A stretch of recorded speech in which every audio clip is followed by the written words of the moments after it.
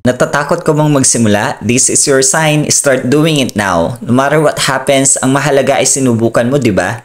This is Patrick Mercado and samahan niyo akong tahakin ang adulting age at gawing mas exciting kaysa mas scary ito. And remember, para matapos, kailangang magsimula.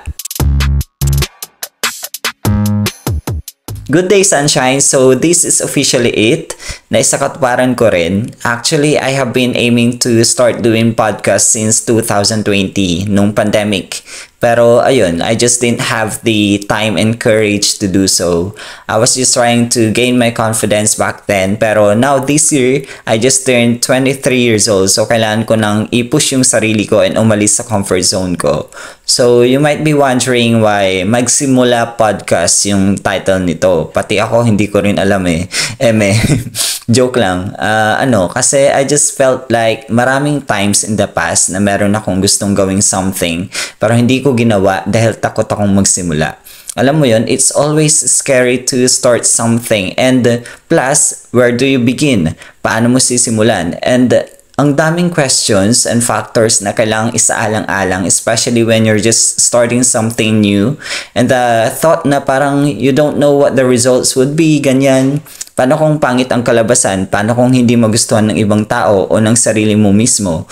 Knowing myself, may pagka-perfectionist pa naman ako. So, alam mo yun, I always want everything that I do to be the best way it can be. Pero as time went by, na-realize kong parang may conflict. Parang may mali rin sa thought na yun. Yes, gusto mo ng best possible results sa bawat ginagawa mo. Pero 'di ba, how can you achieve it if you don't start?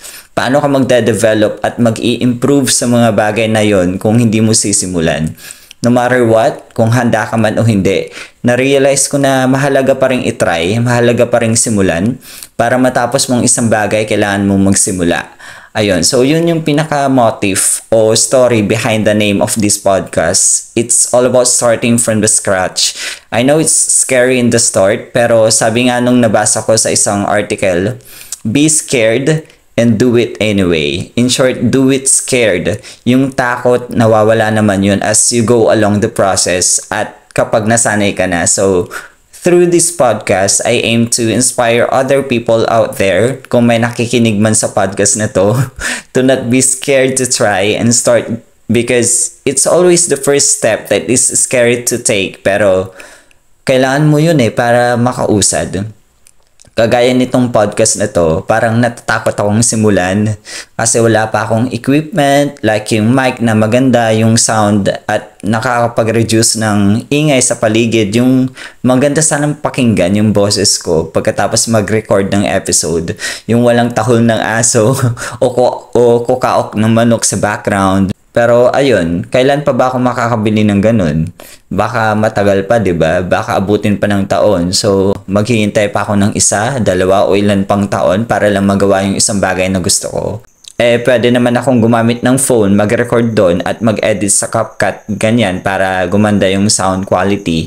Also, ang sabi ko pa sa sarili ko, hindi ako marunong magsalita pa sa ngayon ng impromptu.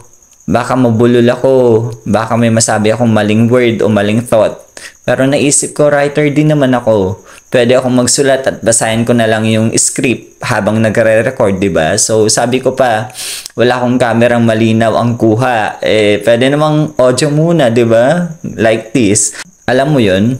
Dahil natatakot ako, gumagawa ako ng excuse o ginagamit ko yung ibang factors as excuse para hindi ko gawin yung isang bagay na when in fact, marami namang alternative na pwedeng gamitin at gawin. So, ayun, parang nanaig na yung second personality ko. Bolder, stronger, and higit sa lahat, willing to try and fail.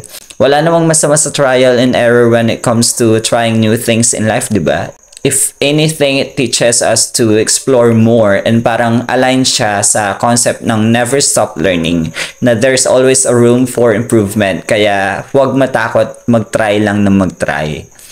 Valid yung takot Tanda ko pa dun sa parang nabasa kong article, while the purpose of this fear is to protect us, it can also stop us from achieving our full potential. Actually, may tawag tayo sa fear of trying something new Neophobia, yun yung tawag, especially if the fear is irrational and persistent. Madalas natatakot tayo because of uncertainty. Hindi tayo sigurado sa kalalabasan ng isang bagay na gagawin natin. O pwede rin natatakot tayo mag-fail kaya ayaw natin mag-try. Kasi yung failure, para siyang readily available na option or result eh. Yung success kasi requires a lot of work and effort. Pero ito tandaan sana natin na no matter how hard you work, you would still fail at some point. It's just a matter of how you bounce back and how you use what you learned from that failure in your second, third, or maybe fourth try.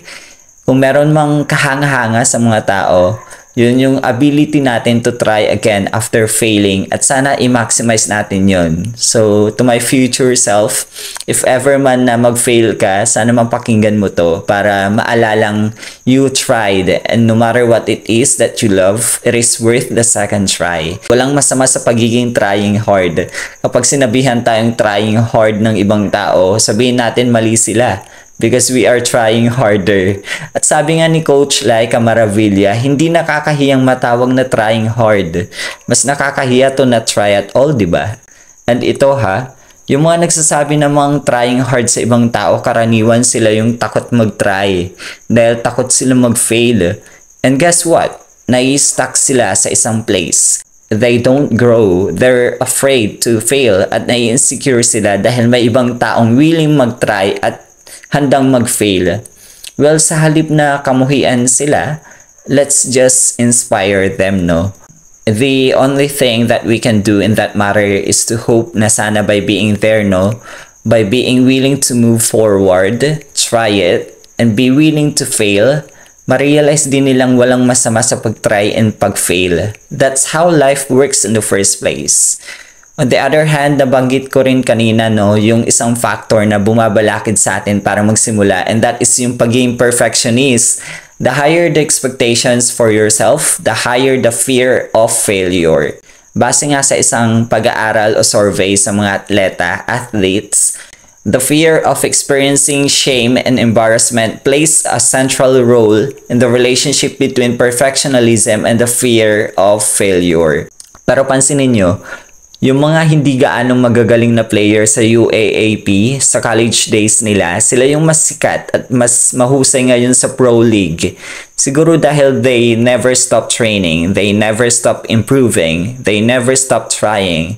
It's always easier said than done. Pero ganun talaga yun eh. We should not be afraid to try if we want to succeed because success requires trying. So hanggang dito na lang muna. I hope that you learned something new and na-motivate kayong mag-try, mag-fail at mag-try ulit sa mga bagay na gusto ninyong simulan. Again, this is Patrick Mercado and always remember, para matapos, kailangang magsimula.